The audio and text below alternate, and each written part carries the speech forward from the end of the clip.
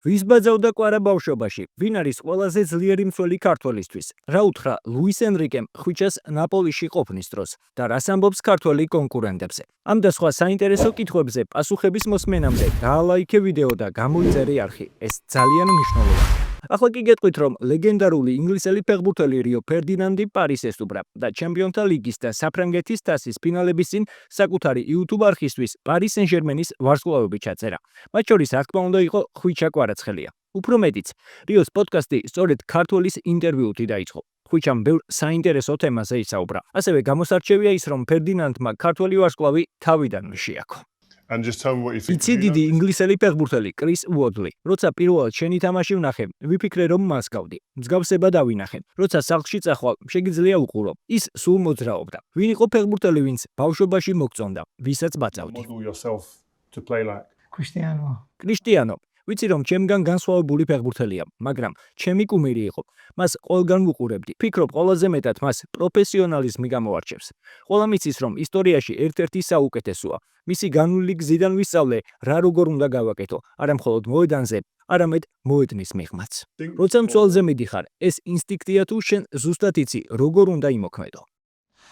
ეს უფრო მეტად ინსტინქტია. ვცდილობ სწრაფად ვიმოქმედო. ფიქრისთვის ბევრი დრო არ მაქვს. სად ან როგორ წავიდე. ვცდილობ ჩემი სხეული სწრაფად მოძრაობდეს. ცრუ მოძრაობები. ზოგჯერ მათ ვუყურებ და ვიცი როგორ თამაშობენ. თავს როგორ იცავენ. თუ მცველი სწრაფია, მის წინააღმდეგ თამაში რთულია. გულისხმობ კარში დარტყმას თუ ცრუ მოძრაობებს.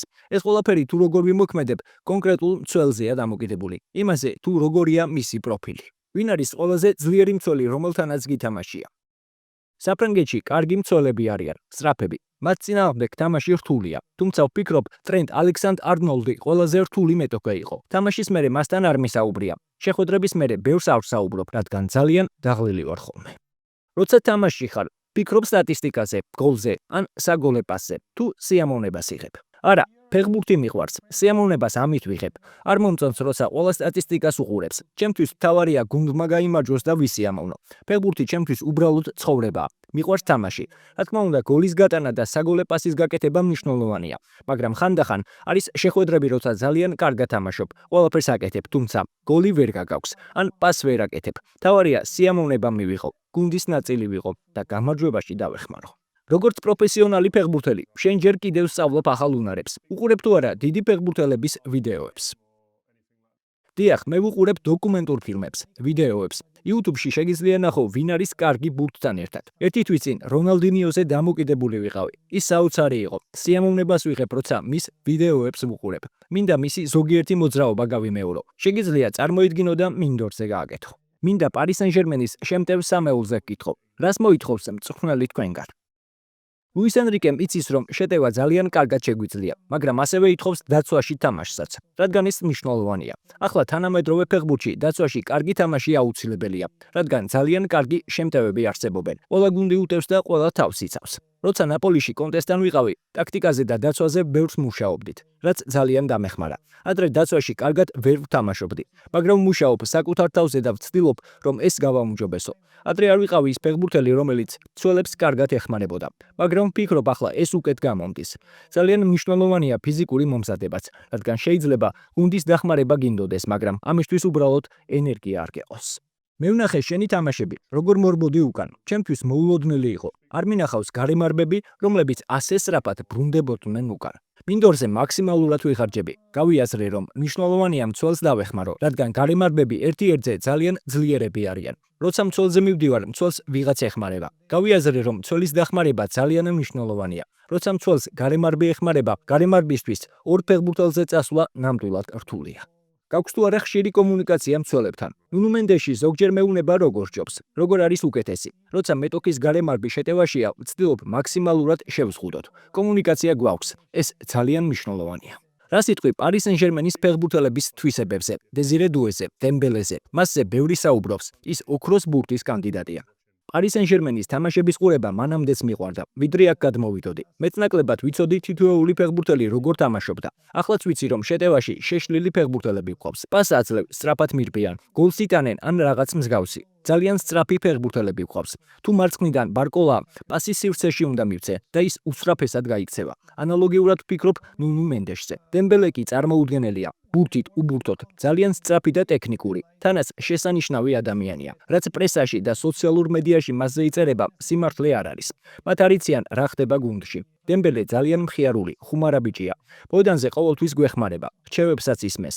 შესანიშნავი ადამიანი და ფეხბურთელია. დუე მხოლოდ 19 წლისაა და საოცარი ფეხბურთელია. ფიზიკურად ძალიან ძლიერია, სწრაფია და ტექნიკური. ხშირად მოთამაშეებს 18-19 წლის ასაკში ფეხბურთი ძალიან უყვართ, მაგრამ არ არიან დიდი პროფესიონალები. ეს ბიჭი კი საოცარი პროფესიონალია. ყველაფერზეა ფოკუსირებული, ბევრს მუშაობს, განსაკუთრებული ბიჭია. რა სიტყვი კონკურენციაზე? დიახ, გუნდში ძალიან დიდი კონკურენცია. ყველას უნდა თამაში, მაგრამ ეს გვეხმარება. აქ არ არსებობს მე რატომ არ ვთამაშობ, ან ის რატომ თამაშობს. ამას არ ვამბობთ. ყველა ერთმანეთს ვეხმარებით. ვფიქრობ, გუნდისთვის უკეთესია, როცა ბევრი ფეხბურთელი ჰყავს, რომლებიც მოედანზე მაქსიმუმს აკეთებენ, რადგან მაქსიმალურად თუ არ დაიხარჯები, მომდევნო შეხვედრაში სათადარიგო სკამზე აღმოჩნდები. შესაბამისად, ყველა მაქსიმუმის გაკეთებას ვცდილობთ. ლუის ენრიკემ გაგაცნო კონკრეტული გეგმა, რაც შენს მიმართ ჰქონდა. მას შარშანად სურდა ჩემი შეძენა, მაგრამ საბოლოოდ ნაპოლიში დავრჩი. მესაუბრა, მითხრა, რომ სტარტი ადვილი არ იქნებოდა. მან ამიხსნა, რომ ძალიან კარგი შემტევები ჰყავს, მაგრამ უნდა რომ დაცვაშიც ასევე კარგად ვითამაშოთ. როცა ასეთ გუნდში მოდიხარ, რთულია ისინი რამით გააკვირო. რაღაც განსხვავებული აჩვენო, რადგან ძალიან სწრაფი და ტექნიკური ფეხბურთელები არიან. შემდეგ მივხვდი, რომ ფიზიკურად კარგად უნდა მომზადებულიყავი. კონცენტრაცია შემენარჩუნებინა, რათა დაცვას კარგად დავხმარებოდი. ჩემთან ლუის ენრიკეს საუბრის მთავარი თემა სწორედ ეს იყო. დაცვაშიც ისე კარგად უნდა მეთამაშა, როგორც შეტევაში. რა არის პარი სენ-ჟერმენის უპირატესობა თავდასხმაში? შეტევაში პოზიციებს ძალიან ხშირად ვცვლით. მაგალითად, შეიძლება მარცხენა ფლანგზე ვიყო, მაგრამ შემდეგ მარჯვნივ გადავიდე, ან ფორვარდად ვითამაშო. ჩვენი მთავარი პლუსი ბევრი მოძრაობა. მოედანზე თავისუფლება გაქვს. რას გვეტყვი პარი სენ-ჟერმენში ადაპტაციის პერიოდზე? აქ პირველივე დღიდან ძალიან კარგად მიმიღეს. თავი მაშინვე მნიშვნელოვან ფეხბურთელად მაგრძნობინეს. პერსონალმა, ყველა ფეხბურთელმა ძალიან კარგად მიმიღო. ადაპტაციაში ძალიან დამეხმარნენ, რაც ძალიან მნიშვნელოვანია, როცა ახალ გუნდში გადადიხარ. So good luck to you. მადლობა ხვიჩა, შევხვდებით მინახევში. All the best, Nice to man. meet you. All right, and you, man. Take care. Thank you. Good luck. შეგახსენებთ, რომ ხვიჩამ პარიზულ გუნდში საფრანგეთის ჩემპიონატი უკვე მოიგო, მაგრამ ქართველს ამ სეზონში კიდევ 3 ტიტულის მოპოვების შანსი აქვს. საფრანგეთის თასის, რომლის ფინალიც 24 მაისს გაიმართება და მთავარი ტიტული, ჩემპიონთა ლიგა, რომლის ფინალშიც 31 მაისს ინტერს დაუპირისპირდება. ამ ფინალების შემდეგ კი უკვე სოფლიოს საკლუბო ჩემპიონატი დაიწყება. წარმატებები ვუსურვოთ ხვიჩას და თქვენ. თუ მოგეწონათ ვიდეო, დაალაიქეთ, გამოიწერეთ არხი და ჩართეთ ზარის ღილაკი, რომ არ გამოგჩეთ შემდგომი საინტერესო სიახლე.